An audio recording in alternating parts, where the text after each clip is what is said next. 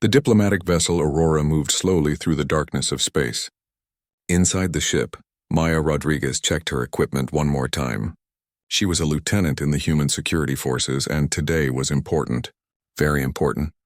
Humanity was about to meet the Krathon Empire for the first time, and everyone was nervous.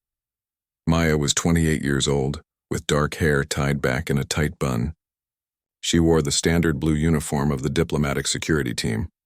Her job was simple: keep Ambassador Charles Bennett safe during the meeting. Nothing more, nothing less. At least that was supposed to be her job. The ambassador was an older man with gray hair and kind eyes. He had been a diplomat for 30 years. He walked into the preparation room where Maya was waiting. "How are you feeling, Lieutenant?" he asked. "Ready, sir," Maya replied. She always kept her answers short and professional. "Good, remember, we're here to talk, not fight. The Krathons are warriors, but they respect proper protocol. Just stay alert," Maya nodded. She had read all the files about the Krathons. They were big, strong, and they had ruled their part of the galaxy for thousands of years. They had never lost a war. Every species near them either became their ally or their subject. There was no middle ground. The Aurora docked with Confluent 7, a massive space station that floated on the border between human space and Krathon territory. The station was neutral ground built by a coalition of different alien species. It was huge, with sections for dozens of different kinds of aliens, each with their own atmosphere and gravity. Maya followed the ambassador through the docking corridor. Behind them came 3 other humans: Greg Shaw, a scientist who studied aliens, Karen Mills, a translator, and Paul Turner, another security officer. They were a small team, but Earth had decided that a smaller group would seem less threatening. The corridor opened into a vast hall. Maya had seen pictures, but nothing prepared her for actually being there. The ceiling stretched up so high she could barely see it. Hundreds of aliens moved through the space, and every single one of them looked different. Some walked on 2 legs, some on 4, some on 6. Some had fur, some had scales, some had skin that seemed to shift colors. The noise was incredible, dozens of different languages creating a constant hum of sound. A guide met them at the entrance. It was a tall, thin alien with blue skin and 4 eyes. It spoke through a translation device that hung around its neck. "Welcome, human delegation. I am Guide Velton. Please follow me to the diplomatic meeting hall." They walked through the station for nearly 20 minutes. Maya kept her eyes moving, watching everything. This was her training. Always be aware. Always look for danger. Most of the aliens they passed showed little interest in the humans. A few stopped to stare. Maya wondered what they thought when they looked at her. Did she seem weak? Strange, dangerous. The meeting hall was smaller than the main corridor, but still impressive. It was a circular room with a high ceiling. In the center was a large round table, but there were no chairs. Different species needed different seating, so everyone just stood or sat according to their own needs. The Krathons were already there. Maya felt her breath catch. The files had described them, but seeing them in person was different. There were 5 Krathons in the room, and every single one of them was enormous. The smallest one was at least 7 feet tall. They had scales that looked like armor, dark red and gray, covering their entire bodies. Each Krathon had 4 arms, 2 on each side, thick with muscle. Their faces were angular, with sharp features and eyes that gleamed with intelligence. The largest Krathon stepped forward. He wore what looked like a military uniform, dark purple with silver markings. "I am War Commander Zekthar of the Krathon Empire." His voice was deep and rough. The translator on the table converted his words into English. "You are Ambassador Bennett of humanity?" "I am," Bennett replied, his voice steady. "It's an honor to meet you, War Commander." Zekthar made a sound that might have been laughter. "Honor, yes, let us speak of honor, human. Your species has been expanding into space for only 50 of your years. We have ruled our territory for 3,000 years. Why should we treat you as equals?" Maya saw Bennett's jaw tighten, but his voice remained calm. "Because we come in peace, seeking mutual benefit. We have technology to trade, worlds that interest neither of us where we might cooperate, and a genuine desire for friendship." "Friendship." Zekthar repeated the word like it was strange. "The strong do not need friends among the weak. They need servants." "We are not servants," Bennett said firmly. The room went very quiet. Maya's hand moved closer to her sidearm, though she knew it would be useless if fighting actually started. The other aliens in the room, observers from various species, watched with great interest. Zekthar's eyes narrowed. You have pride. That is good. Pride without strength, however, is just foolishness. In our culture, when there is doubt about hierarchy, we settle it through challenge. Combat proves worth. We came here to talk, not to fight, Bennett said, and you will talk. After we establish which of us speaks from strength. Zekthar turned and gestured to one of the other Krathons. This is Commander Drexval, champion of our warrior academy. He has fought in 50 ritual combats and won every single one. He has never been defeated. Drexval stepped forward. He was slightly smaller than Zekthar, but still massive, at least 7.5 feet tall. His scales were darker, almost black, and his forearms were thick with muscle. He looked at the human delegation with obvious contempt. Choose your warrior, Zekthar said, or admit that you are not equals and accept your place beneath us. Bennett's face went pale. War Commander, this is not necessary. I'll do it, Maya said. Everyone turned to look at her. Bennett's eyes went wide. Lieutenant Noah, sir, with respect, we don't have a choice. Maya stepped forward. What are the rules? Zekthar looked at her with what might have been surprise. You are female, and small. Is that a problem? Maya asked, keeping her voice neutral. Several of the alien observers made sounds that the translators interpreted as laughter or surprise. Drexval said something in his own language that the translator didn't convert, but his tone made it clear he was not impressed. The rules are simple, Zekthar said. No weapons, no armor. You fight until one side yields or cannot continue. We do not kill in ritual combat, but injuries are expected. If you are injured, we will provide medical care. Understood, Maya said. She started removing her jacket. Underneath, she wore a simple black bodysuit, standard issue for security personnel. It was flexible and comfortable, but provided no protection. Bennett grabbed her arm. Maya, you can't do this. Look at him. He'll kill you. Maya met his eyes. Sir, if we back down now, we'll never be taken seriously. Not by the Krathons, not by anyone watching. We have to show them we're not afraid.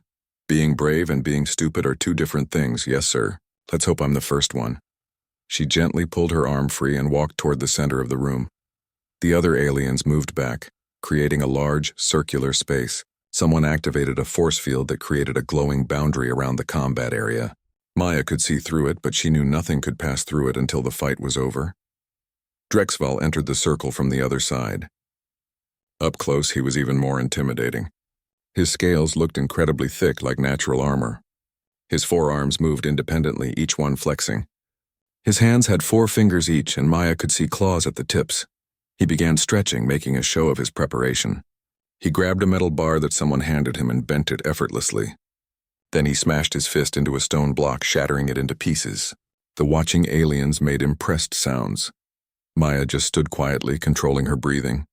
She had been trained in multiple forms of hand-to-hand combat since she was 18. She had spent 10 years learning how to fight. But Drexval had been training his entire life, probably 40 or 50 years. He was stronger, bigger, had more arms, and was covered in natural armor. This was going to be very, very difficult.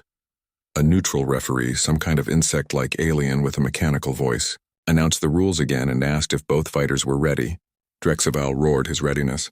Maya simply nodded. Begin! Drexval charged immediately. He was fast. Much faster than Maya had expected for something so large. He closed the distance in 2 enormous strides and threw a punch with his upper right arm. It was aimed directly at Maya's head, a strike that would end the fight instantly if it connected. This was the moment. The first blow. Thrown with absolute confidence that it would land and finish everything in one hit. Maya saw the punch coming. She had been watching Drexval's body language, reading the tiny signals that came before any attack. His shoulder had moved first, telegraphing the punch a fraction of a second before it came. She moved. Her head shifted 6 inches to the left. The massive fist whistled past her ear, so close she felt the air move. Drexval's eyes widened in surprise. His momentum carried him forward, and for just a moment he was off balance.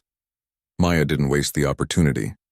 She stepped to the side and delivered a quick strike to his ribs, right where his scales seemed thinner. It was like hitting a wall. Her hand hurt from the impact, but she had made contact. Drexval moved like a storm. All 4 of his arms became weapons, each one striking from a different angle. High, low, middle, spinning attacks that came from directions Maya had to predict rather than see. She had trained against multiple opponents before, but never one person with 4 arms. It was like fighting two people at once, except they shared the same brain and moved with perfect coordination. Maya kept moving. She had learned early in her training that the worst thing you could do against a stronger opponent was stay still. Movement was life. She circled, backpedaled, ducked, and weaved. Every punch that Drexval threw was powerful enough to knock her unconscious or break bones. She could not afford to let even one hit connect cleanly, but she was not just running away. Every time Drexval committed to a big strike, Maya was there with a counter. A quick jab to his throat, a kick to his knee, a palm strike to his nose. None of her attacks seemed to hurt him much. His natural armor was too thick, but she was learning his patterns, understanding how he moved, finding the rhythm of his attacks. The alien observers pressed closer to the force field, watching intently. This was not going the way anyone had expected. The human should have been defeated in seconds. Instead, she was still fighting, still moving, still landing strikes. It was impressive, but everyone knew it could not last. Eventually, she would get tired. Eventually, she would make a mistake. And when that happened, the fight would be over. But that moment did not come. Minutes passed. Drexval was breathing harder now. His attacks were still powerful, but they were coming slightly slower. Maya, on the other hand, seemed to be speeding up. Her movements were sharper, her counters more aggressive. She was reading him now, anticipating his moves before he made them. Greg Shaw stood next to Ambassador Bennett, watching through the force field. As a scientist, he understood what was happening in ways the other observers did not. "She's wearing him down," Greg whispered. Bennett looked at him. "What do you mean?" "Look at their breathing. Drexval is exhausted. Maya's barely tired." Greg's eyes were bright with realization. It's the physiology. Humans evolved as persistence hunters. We're not the strongest or fastest, but we can keep going longer than almost anything else. Our cardiovascular system, our ability to cool ourselves through sweating, our muscle composition, it's all designed for endurance. "But he's so much stronger," Bennett said. "Strength doesn't matter if you're too tired to use it," Greg replied. Inside the circle, Maya could feel the shift. Drexval was slowing down. His scales, which provided excellent protection, also trapped heat. He had no way to cool himself efficiently. The station's atmosphere was comfortable for humans, but probably warmer than what Krathons preferred. Every big movement he made generated more heat that his body could not release. Maya, meanwhile, was sweating freely. Her body was doing exactly what it had evolved to do, working hard while staying cool. Her muscles were burning. Her lungs were working overtime, but she was managing it. She had run marathons. She had done 20-mile training marches in full gear. She had pushed herself to the limits of human endurance dozens of times. This fight was hard, but it was not beyond her capabilities. Drexval threw another combination, but it was slower now.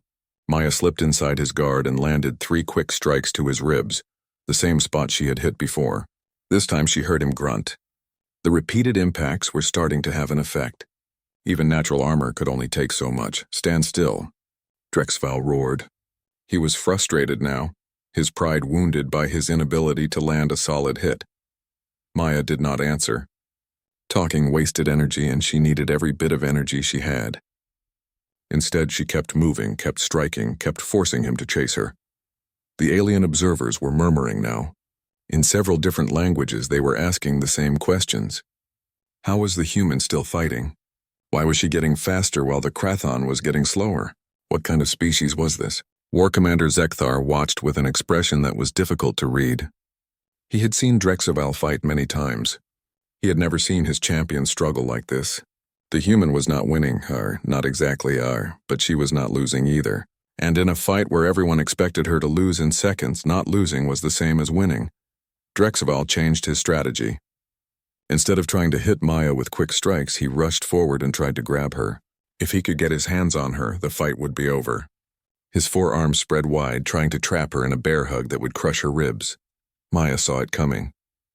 She waited until the last possible second, until Drexval was committed to the grab and could not change direction. Then she dropped low, almost to the ground, and swept his legs. It was a basic move, something taught in the first month of combat training. Use your opponent's momentum against them. Drexval was charging forward with all his weight. When Maya's leg hooked his ankle and pulled, physics did the rest. The massive Krathon warrior stumbled. For a moment he tried to catch himself, his forearms windmilling for balance, but he was too tired, too off balance, moving too fast. He fell, crashing to the floor with a sound like thunder. The room went completely silent. Maya could have pressed her advantage. She could have jumped on him while he was down, struck at his vulnerable spots, but she stepped back instead, giving him space to stand. She was breathing hard, her body covered in sweat, but her eyes were sharp and focused. Drexcival pushed himself up. His movements were slower now, more careful. He looked at Maya with new respect mixed with anger. He had underestimated her. He would not make that mistake again. "You fight well, human," he said between heavy breaths. "Better than I expected." "You too," Maya replied. It was the first thing she had said since the fight began. Drexcival nodded. Then he attacked again, but this time it was different.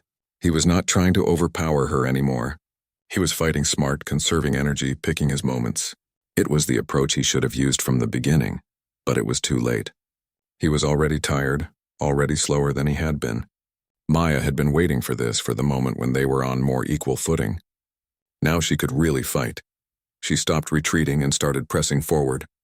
Her strikes were not just defensive counters anymore. She was attacking with intent, targeting specific points. The joints where his arms connected to his body, the soft spots under his jaw, the nerve clusters that existed in nearly every species. She had studied Krathon anatomy in the files Earth had provided. Now she was putting that knowledge to use. Drexcival tried to defend, but he was fighting on instinct now, his technique deteriorating as exhaustion set in. Maya was still sharp, still fast, still thinking clearly. This was what human endurance meant. Not just the ability to keep moving, but the ability to keep thinking, keep planning, keep fighting smart even when your body was screaming for rest. The watching aliens could not believe what they were seeing. Several of them were recording the fight on their devices. This would be analyzed and discussed for years to come. A human, half the size of a Krathon champion, was not just surviving. She was winning. Ambassador Bennett allowed himself a small smile. He had been terrified for Maya, but now he was starting to see what she had seen from the beginning. This was not about physical strength. This was about showing the galaxy that humans could not be dismissed or underestimated. Karen Mills, the translator, was crying quietly. She had been sure she was about to watch Maya die. Paul Turner, the other security officer, was watching with professional interest, noting every technique Maya used, every mistake Drexcival made. He was already thinking about how to incorporate these lessons into their training programs. Inside the circle, the fight was reaching its critical point. Drexcival was exhausted. Maya was tired but still functional. Both fighters knew that the next exchange would probably be the last one. Drexcival needed to end it quickly. Maya needed to make sure he could not. Drexcival gathered himself for one final assault. He pulled all his strength together, ignoring the burning in his muscles and the heaviness in his limbs. He would put everything into one overwhelming attack, forearms all striking at once with every bit of power he had left. It was a desperate move, but he was out of options. He roared and charged forward, all forearms pulled back for simultaneous strikes. Maya saw him coming. She had been expecting something like this. When an opponent was losing, when they were desperate, they always tried one big final attack. It was predictable. And predictable could be countered. She did not run this time. She did not try to avoid the attack. Instead, she stepped forward inside the range of his swinging arms. His fists were meant to hit a target at a distance. When Maya moved close, so close that her body was almost touching his, those powerful swings became useless. His arms could not bend at the angles needed to strike her when she was right there. For a fraction of a second, Drexcival was completely open. All four of his arms were extended, his body exposed, his balance committed to a forward motion. Maya hit him, not a desperate punch or a wild strike, a precise, perfectly timed combination of attacks that she had drilled thousands of times in training. First, a palm strike to his solar plexus equivalent, the place where his breathing was controlled. The impact was not about power. It was about disrupting his breathing at exactly the moment he needed air most. The force field dropped. Maya took a step back, her legs shaking slightly now that the adrenaline was fading. She had won. She had actually won. Part of her could not quite believe it. Medical personnel rushed forward. They were small aliens with 6 arms, wearing white uniforms marked with symbols Maya did not recognize.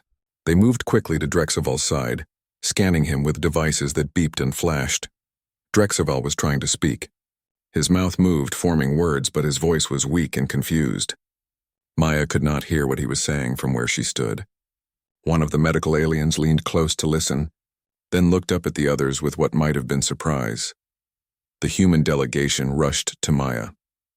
Ambassador Bennett grabbed her shoulders, looking her over for injuries. "Are you hurt?" he asked urgently. "I'm fine, sir," Maya said. Her hands were sore from hitting Krathon scales and her muscles felt like rubber, but she had no serious injuries. "Just tired. That was the most terrifying thing I have ever watched," Bennett said. He was smiling and looked like he might cry at the same time. "I thought we were going to have to ship your body back to Earth." Greg Shaw was grinning like a maniac. "That was amazing. Do you know what you just did? You just beat a Krathon champion in single combat." "Nobody does that, nobody." Karen Mills hugged Maya tightly, still crying. Paul Turner gave her a professional nod of respect. The kind soldiers gave each other when words were not enough. Around them, the alien observers were talking loudly in dozens of languages. Some looked shocked. Others looked impressed. A few looked frightened. The small human had defeated the mighty Krathon. The implications of that were enormous. War Commander Zekthar walked to the center of the room. His expression was neutral, but his eyes were sharp. He looked down at Drexval, who was now sitting up with help from the medical team. The Krathon champion looked dazed, his eyes unfocused. One of the medical aliens spoke to Zekthar in their own language. The translation device picked it up. "He is not seriously injured, War Commander." The human's final strike temporarily overloaded his nervous system. "He will recover fully, but he will need rest." Zekthar nodded. He knelt beside Drexval and spoke softly. Maya could not hear the words, but she saw Drexval's face change. Shame, confusion, and something else or fear maybe crossed his features. Then Drexval spoke, loud enough for everyone to hear. His voice was slurred like he was drunk. What year is it?" The room went silent. Then several aliens made sounds that translators interpreted as laughter. Not cruel laughter, but the kind of laughter that came from shock and surprise. The mighty Krathon warrior was so disoriented that he did not even know what year it was. Maya felt a flash of sympathy for him. She knew what it was like to be hit hard enough to lose track of reality. It was not pleasant. But she also knew that this moment, this question, would define this encounter. It would be remembered and repeated. One of the medical aliens answered Drexval gently, telling him the date. Drexval blinked several times, trying to process the information. Then he saw Maya standing nearby. His eyes focused on her, and she saw the full realization hit him. He had lost. He had been defeated by the small human female. In front of everyone, the medical team helped him to his feet. He was unsteady, but he could stand. He looked at Maya for a long moment, then said something in his own language. The translator converted it. How? Maya did not know how to answer that. How could she explain evolution, human history, training methods, and determination in a single response? She settled for the simple truth. "I did not give up," she said. Drexval stared at her. Then he nodded slowly as if that answer made sense to him, even if he did not like it. The medical team led him away, supporting his weight as he walked unsteadily toward the exit. War Commander Zekthar turned to face Ambassador Bennett. The room was still silent, everyone waiting to see how the Krathon leader would react. His champion had been defeated. His species' reputation for combat superiority had been challenged. What would he do? Zekthar looked at Bennett, then at Maya, then back to Bennett. When he spoke, his voice was careful and controlled. "We were not informed that humans were a warrior species." Bennett chose his words carefully. "We did not think it was relevant to diplomatic discussions, War Commander. We came here to talk about peace and cooperation, not to demonstrate combat ability. And yet, when challenged, you produced a warrior who defeated our champion." Zekthar's eyes moved to Maya again. "Lieutenant Rodriguez. That is your name, yes?" "Yes, War Commander," Maya replied. "You fought with skill and honor. You could have struck Drexval while he was down, but you did not. You showed restraint. This is noted." Maya did not know what to say to that, so she just nodded. Zekthar turned to the other aliens in the room. "This meeting is concluded for today. We will reconvene in 3 days, after we have had time to consider what we have witnessed. The Krathon delegation will return to our ship." He walked toward the exit, his 4 remaining warriors following, but at the doorway he paused and looked back at Maya. "You are not what we expected, human. None of you are. Then he was gone, and the room erupted into noise again. Aliens crowded around the human delegation, all talking at once. Some wanted to shake Maya's hand. Others wanted to scan her with devices. Several asked if all humans could fight like that. The questions came too fast to answer. Ambassador Bennett held up his hands. Please, everyone. We need some time. We will be happy to answer questions later, but right now we need to return to our ship. Guide Velton appeared, pushing through the crowd. Of course, Ambassador. Please follow me. I will escort you back. The walk back to the Aurora was very different from the walk to the meeting hall. Now every alien they passed stopped to stare. Word had spread incredibly fast. The human had defeated the Krathon champion. The small species from Earth was not as weak as everyone had thought. When they finally reached the Aurora and the door sealed behind them, the entire delegation seemed to deflate at once. The tension that had held them together disappeared. Maya leaned against the wall, sliding down until she was sitting on the floor. Her legs would not hold her anymore. The adrenaline was completely gone now, and exhaustion crashed over her like a wave. Bennett sat down beside her, not caring that it was not very dignified for an ambassador to sit on the floor. You just changed everything, Lieutenant. You know that, right? I was just trying not to die, sir, Maya said honestly. Well, you did a lot more than that. Bennett shook his head. We came here hoping for a basic trade agreement. Now, I don't even know what's going to happen now. Greg Shaw was pacing back and forth, talking rapidly. We need to send a full report to Earth immediately. This is first contact protocol. Any significant event needs to be reported within 24 hours, and this definitely qualifies as significant. Significant, Karen Mills laughed, a slightly hysterical edge to her voice. That might be the understatement of the century. Paul Turner was reviewing security footage on his tablet, watching the fight from different angles. Maya, you need to see this. The way you moved at the end of that combination was perfect. I've never seen better timing. Maya did not want to watch herself fight. She wanted to sleep for about 12 hours. But she forced herself to look at the screen. The footage showed the final exchange from a side angle. She watched herself step inside Drexval's guard, saw the precise strike she had delivered, saw the moment when the Krathon's eyes had lost focus. It had all happened so fast. In real time, it had felt like an eternity. But on the recording, the entire final sequence took less than 3 seconds. Where did you learn that nerve strike? Paul asked. I don't remember that from any of our training. I studied Krathon anatomy files for 2 weeks before this mission, Maya admitted. I know it seemed unlikely we would need it, but I wanted to be prepared just in case. The files mentioned that nerve cluster as a potential vulnerability, but they said it was too protected to target effectively. I thought maybe, if I could get close enough. Bennett looked at her with amazement. You spent 2 weeks studying how to fight Krathons before we even left Earth? You prepared for this? Maya shrugged. I always prepare for the worst, sir. My instructors taught me that hoping for the best while preparing for the worst is the smart way to operate. Your instructors were very wise, Bennett said quietly. The ship's communication system chimed. It was Captain Rodriguez, the Aurora's commanding officer, and coincidentally Maya's uncle. His voice came through the speakers. Ambassador Bennett, I need to inform you that we are receiving communication requests from 17 different species diplomatic ships. They all want to speak with you. Also, Earth Command is calling. They've already heard what happened and want a full report. Bennett sighed. Of course they do. Tell the other ships we will respond within the next few hours. Connect me to Earth Command immediately. Yes, sir. Bennett stood up, offering Maya a hand to help her up. Can you stand? I think so, Maya said. She took his hand and pulled herself to her feet. Her legs were shaky but functional. Good, because Earth Command is going to want to talk to you too. Maya groaned. Can I at least shower first? You probably should, Greg said, grinning. No offense, but you smell like you just ran a marathon while fighting for your life. Maya's fight with Drexval had been recorded by dozens of different species, and the footage spread through the galaxy faster than anyone had anticipated.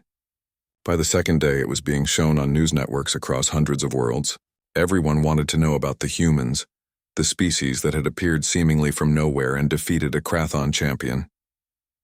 Maya spent most of her time writing reports, giving interviews to Earth Command, and trying to ignore the fact that she had become famous across multiple solar systems. She did not like fame. She had become a soldier because she wanted to help people and serve her planet. Not because she wanted attention, but attention was exactly what she got. Ambassador Bennett's schedule filled up immediately. Species that had ignored humanity's previous diplomatic outreach were suddenly very interested in meetings. Trade proposals arrived by the dozen. Several governments offered military alliances. 3 different species wanted to hire human soldiers as mercenaries. "This is insane," Bennett said, looking at the list of meeting requests. "We've been trying to establish basic diplomatic relations for 5 years. Maya fights one battle and suddenly everyone wants to be our friend." Greg Shaw was analyzing the responses from different species, trying to understand the patterns. It makes sense if you think about it. Most of these species have been intimidated by the Krathons for generations. They've accepted Krathon dominance as a fact of life. Seeing the dominance challenge changes everything. "So they see us as potential protectors?" Karen Mills asked. "Or potential threats," Paul Turner added quietly. "Not everyone is going to be happy about humans being strong." Maya sat quietly in the corner listening. She had not expected her actions to have such wide-reaching consequences. She had just been trying to win a fight, but now that fight was being analyzed and discussed by billions of beings across the galaxy. On the 3rd day, a message arrived from the Krathon delegation. War Commander Zekthar requested a private meeting with Ambassador Bennett and Lieutenant Rodriguez. Just the 3 of them, no others present except translators. Bennett looked at Maya. "What do you think?" "I think we need to meet with him," Maya said. "We can't move forward without understanding what the Krathons are thinking.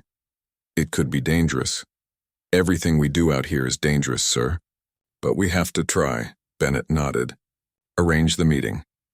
They met in a small conference room on Confluence 7, away from the public areas. Zekthar was already there when they arrived. He stood when they entered, a gesture of respect that surprised Maya. Krathons did not usually stand for anyone. "Ambassador Bennett, Lieutenant Rodriguez, thank you for coming." Zekthar's voice was different than it had been during their first meeting. Less aggressive, more thoughtful. "War Commander," Bennett replied carefully. "Your message said you wanted to speak with us privately." "Yes." Zekthar gestured to the chairs. They were human-sized, which meant they were too small for the massive Krathon. He remained standing. "I wish to discuss what happened 3 days ago." Maya felt tension coil in her stomach. Was he angry? Looking for revenge? Trying to challenge her again? Zekthar seemed to sense her concern. "I am not here to challenge you again, Lieutenant, or to seek revenge for Drexval's defeat. I am here because I need to understand something." "What do you need to understand?" Bennett asked. "How your species produces warriors like Lieutenant Rodriguez." Zekthar looked directly at Maya. "Commander Drexval has trained for combat since he was old enough to walk. He has studied under our greatest masters. He has fought in dozens of battles and won every one. He is one of our finest warriors." "He is a skilled fighter," Maya said honestly. "He almost defeated me several times." "Almost," Zekthar repeated. "But he did not. And I need to understand why. You are smaller than him, weaker by any physical measurement. You have only 2 arms to his 4. Your species has no natural armor. And yet you won. Not through luck or chance, but through clear superiority. How?" Maya thought carefully about how to answer. "War Commander, can I ask you a question first?" Zekthar nodded. "How long has your species been the dominant military power in this region?" 3,000 years, as I said before." "And in those 3,000 years, have you fought any wars where your survival was actually threatened? Where if you lost, your species would be extinct?" Zekthar's eyes narrowed. "We have fought many wars. That's not what I asked. I asked if you fought wars for survival." The Krathon was silent for a long moment. "No. Our wars have been about territory, resources, dominance. But we have never faced extinction." Maya nodded. "My species has. Multiple times. The planet we come from, Earth, has tried to kill us in every way imaginable. Ice ages, volcanoes, diseases, predators. For most of our history, we were prey, not predators. We were hunted by things bigger and stronger than us. We survived by being smarter, faster, and more stubborn than anything else." She continued. "Then we started fighting each other. For thousands of years, humans fought humans. We developed weapons, tactics, strategies. We refined the art of combat through constant practice. Every generation improved on the last. Every war taught us new lessons. We didn't fight because we loved it. We fought because if we didn't learn to fight well, we died." Zekthar listened intently. You are saying your species is shaped by constant conflict. Shaped by the need to survive constant conflict, Maya corrected. We're not naturally violent, but we're very good at violence when we need to be, because our history gave us no choice. The humans who couldn't adapt, who couldn't learn to fight, who couldn't endure Mars, they didn't survive to have children. The ones who did survive passed on their traits. For millions of years. So every human alive is descended from survivors, Sekthar said slowly. Yes, we're not special or superior. We're just the product of a very harsh environment and a very long, difficult history. Greg Shaw, who had been quietly translating, added, If I may, War Commander, there's another factor. Lieutenant Rodriguez is not even an elite human warrior. She's a good soldier, well-trained, but there are millions of humans with similar capabilities. Some are even better than her. Maya shot Greg a look, but he continued. What I'm saying is humans train for combat as a species-wide practice. Not just our warriors, but civilians too. We study martial arts for sport and self-defense. We compete in combat sports for entertainment. Fighting is woven into our culture in ways it might not be for species who achieved dominance easily. Sekthar absorbed this information. So Drexaval was not defeated by your greatest warrior. He was defeated by an average one. I wouldn't say average, Bennett interjected diplomatically. Lieutenant Rodriguez is an excellent soldier. But she represents what humans are capable of as a baseline, Sekthar said. Your species could produce thousands like her. Millions, perhaps. No one denied it. Sekthar walked to the window looking out at the stars. The Krathon Empire has ruled this sector for 3,000 years. We achieved our dominance through military strength. We have maintained it through fear and reputation. We believed ourselves to be the greatest warriors in the galaxy.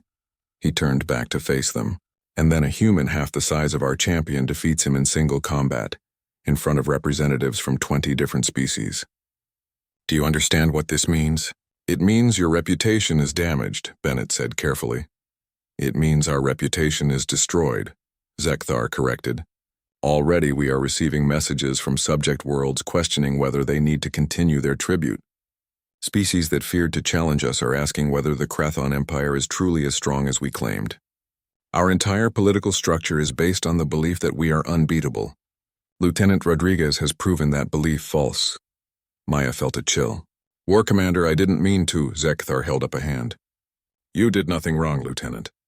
You fought with honor when challenged. The fault is ours for assuming we understood what we were facing. He paused. This brings me to why I requested this meeting. What do you want? Bennett asked. An alliance, Sekthar said simply, between the Krathon Empire and humanity. The room went silent. Maya and Bennett stared at him in shock. You want an alliance with us? Bennett repeated. After what happened? Because of what happened, Sekthar said. Ambassador, I am a military commander, not a politician. I understand warfare and strategy, and strategically the Krathon Empire is at a crossroads. We can either view humanity as a threat and try to destroy you before you become powerful, or we can view you as an opportunity and try to build something together. You're talking about a military alliance, Bennett said, among other things. Trade, technology sharing, mutual defense. Your species has capabilities we lack. You are adaptable, innovative, and resilient in ways we are not. And we have resources, territory, and established power structures that you do not. Together we could be formidable. Bennett was thinking quickly. And if we refuse? Sekthar's expression did not change. Then we will likely end up as enemies. Other Krathon commanders will see humanity as a threat to be eliminated before you grow stronger. There will be those who call for war against Earth, to crush you before you become a rival. I cannot stop all of them. But if we are allies, if we build ties between our peoples, war becomes impossible. 2 weeks after the fight, Maya found herself on a Krathon warship heading toward the Krathon homeworld. It still felt surreal. The alliance proposal had moved quickly through both governments. Earth's leadership had debated for days, but ultimately they agreed. The Krathon Empire was the dominant power in this region of space. Having them as allies rather than enemies made strategic sense. The Krathons, for their part, had come to similar conclusions. After 3,000 years of dominance, they had discovered a species that could challenge them. Better to work together than risk a war they might not win. The treaty was complex, covering everything from trade rights to technology sharing to mutual defense. But one specific clause had led to Maya's current situation: a cultural exchange program. The Krathons wanted to understand how humans fought, and humans wanted to understand Krathon military structure, so they agreed to exchange military advisors. Maya had been the obvious choice to represent humanity. She was already famous among the Krathons. Her fight with Drexval had been analyzed in every military academy in the Empire. She was given a new title, Honorary War Champion, the first non-Krathon to ever receive it. The title came with responsibilities, including teaching at Krathon military academies and serving as an advisor to their war commanders. Now, she stood on the bridge of the warship Vengeance, watching the Krathon homeworld grow larger on the view screen. The planet was called Kratha, and it was impressive. Larger than Earth, with 3 moons and rings of ice and rock that sparkled in the light of its red sun. Quite a sight, yes, a voice said beside her. Maya turned to see Drexval. She had not heard him approach. He moved quietly for someone so large. It's beautiful, Maya said honestly. Drexval nodded. They had spoken several times over the past 2 weeks, mostly about combat techniques and training methods. The Krathon warrior had recovered fully from their fight, though his pride was still healing. At first their interactions had been awkward, but gradually a mutual respect had developed. I must admit, Drexval said, I never expected to be traveling to my home world with the warrior who defeated me. I never expected to defeat you, Maya replied. You're a very skilled fighter. Not skilled enough, apparently. Drexval's voice held no bitterness, just statement of fact. I have been thinking much about our fight. I made many mistakes. So did I, Maya said. I just made fewer. Drexval made the sound that Maya had learned was Krathon laughter. You are diplomatic for a warrior. Tell me honestly, what was my greatest mistake? Maya considered the question carefully. You underestimated me. You saw a small human and assumed I would be easy to defeat. You did not study me or adapt your strategy. You relied on strength and experience. But you did not think about what specific advantages I might have. And what were your advantages? Endurance, speed, unpredictability, and preparation.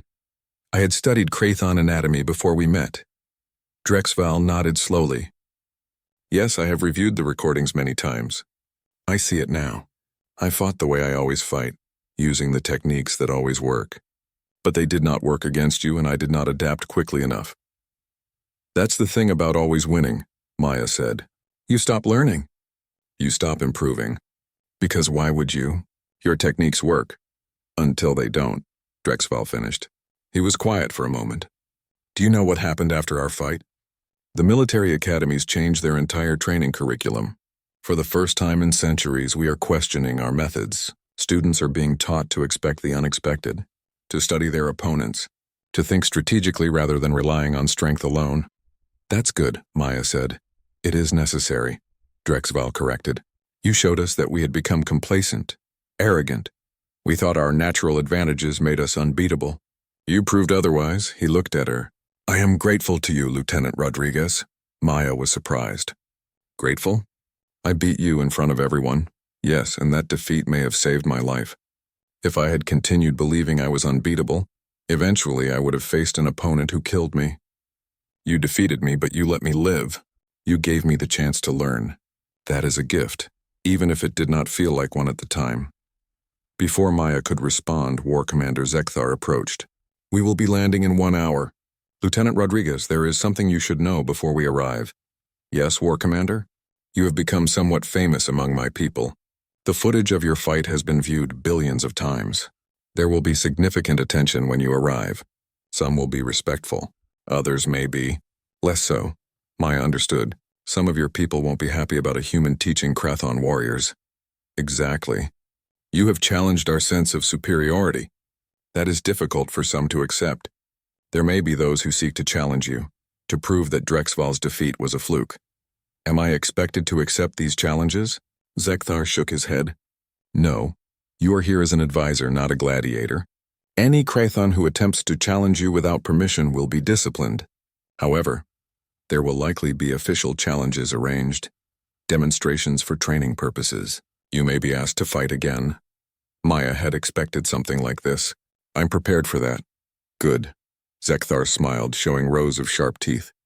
Because I have already arranged your first session at the military academy.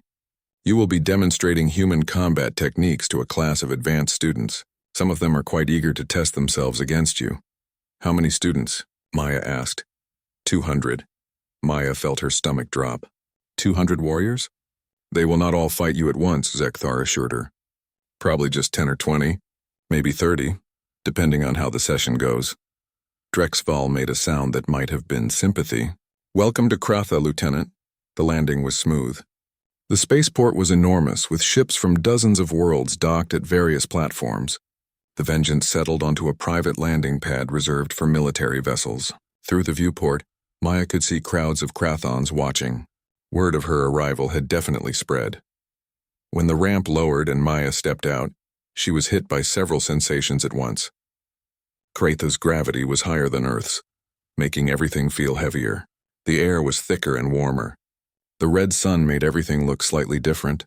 Colors shifted toward the red end of the spectrum.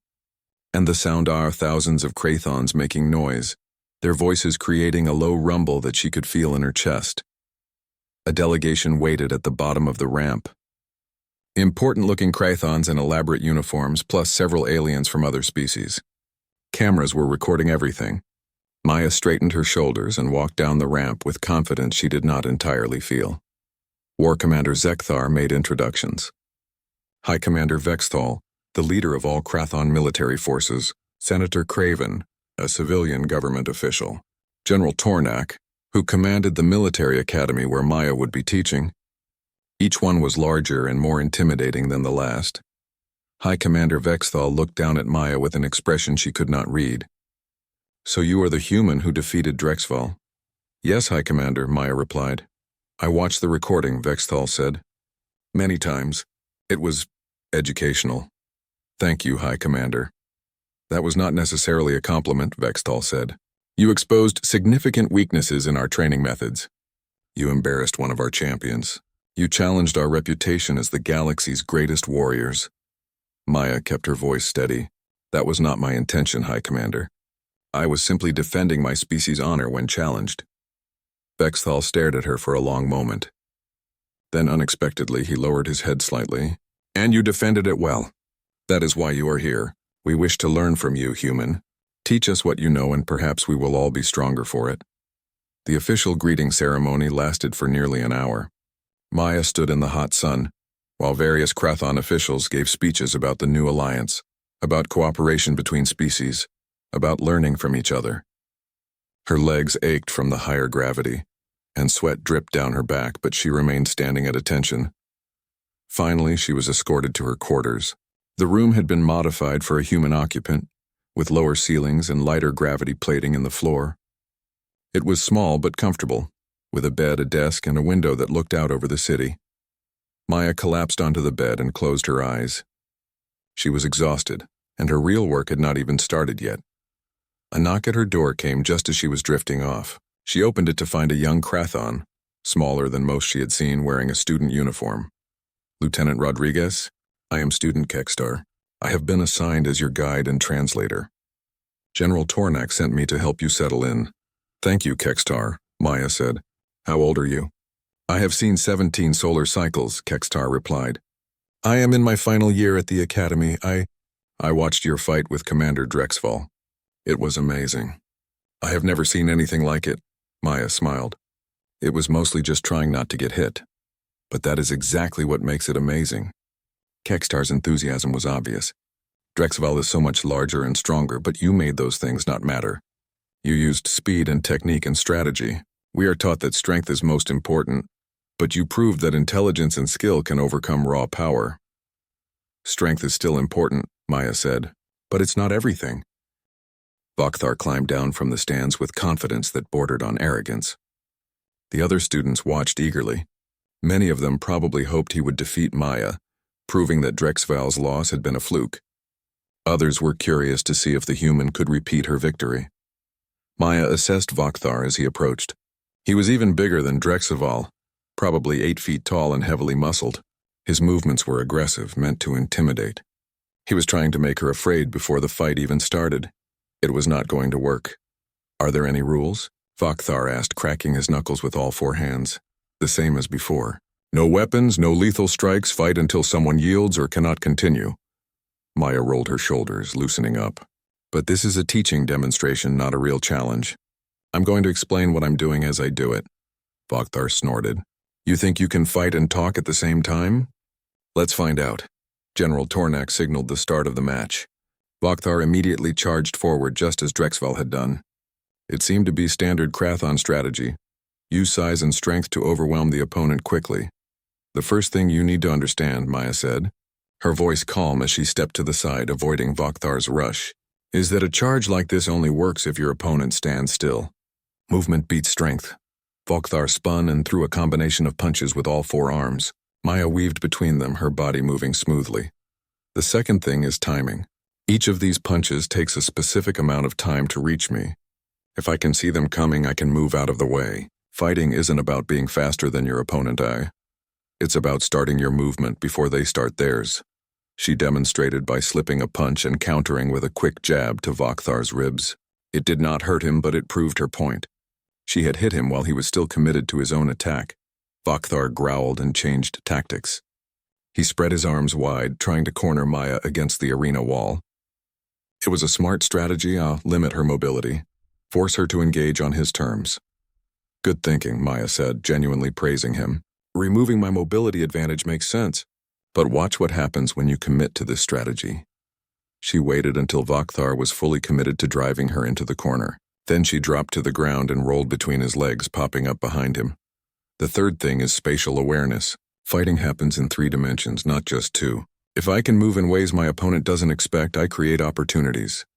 The watching students were riveting now, leaning forward to catch every detail. Some were taking notes. Maya noticed several instructors watching with intense interest as well. Vakthar was getting frustrated. He had not landed a single clean hit. Stop running and fight me. I am fighting you, Maya replied. But on my terms, not yours. That's the 4th lesson why you never fight the fight your opponent wants. Create your own fight. She started pressing forward now, attacking instead of just defending. Her strikes were precise, targeting the same spots repeatedly. Joints, nerve clusters, breathing centers. Each hit individually was not much, but accumulated damage was the goal.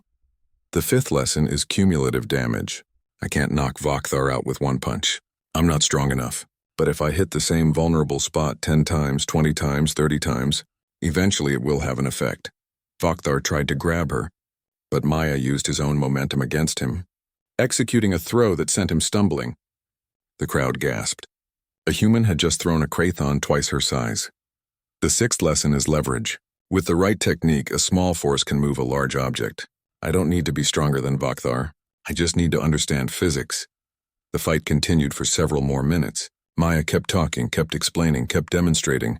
Vakthar was skilled and strong, but he was learning the same lesson Drexval had learned, and strength alone was not enough. Finally, Maya saw her opening. Vakthar threw an overly committed punch, exposing his balance. Maya swept his legs and applied a joint lock that immobilized 2 of his arms. It was not painful, but it was completely effective. Vakthar could not break free without dislocating his own shoulders. The final lesson, Maya said, slightly out of breath, is that every opponent has weaknesses.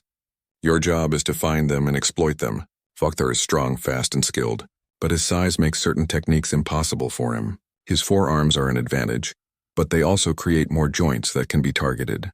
Every strength is also a weakness if you know how to look at it. She released Vakthar and stepped back. The Krathon warrior stood up slowly, rubbing his shoulders. For a moment, Maya was not sure how he would react. Then he bowed his head. You have taught me much, human. Thank you. The arena erupted in noise. Students were shouting questions, talking among themselves, discussing what they had seen. General Tornak was smiling, which was apparently rare for him. Maya spent the next hour answering questions and demonstrating specific techniques. She fought 3 more students, each time explaining her thought process. By the end, she was exhausted, but the message had been delivered. Human combat techniques were not about being stronger or tougher. They were about being smarter and more adaptable. Over the following weeks, Maya settled into a routine. She taught classes at the military academy 3 times a week.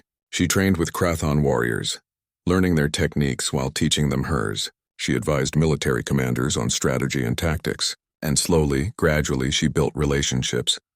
Drexval became something like a friend. They trained together often, pushing each other to improve. He taught her Krathon fighting styles and she taught him human martial arts. It was a fair exchange and both of them benefited. Kextar, her young guide, was eager to learn everything Maya could teach. The student had natural talent and a mind that grasped concepts quickly.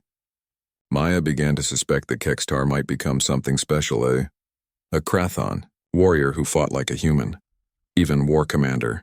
Zekthar sought her out regularly for discussions about military strategy and human history. He was fascinated by Earth's history of warfare and how it had shaped human culture.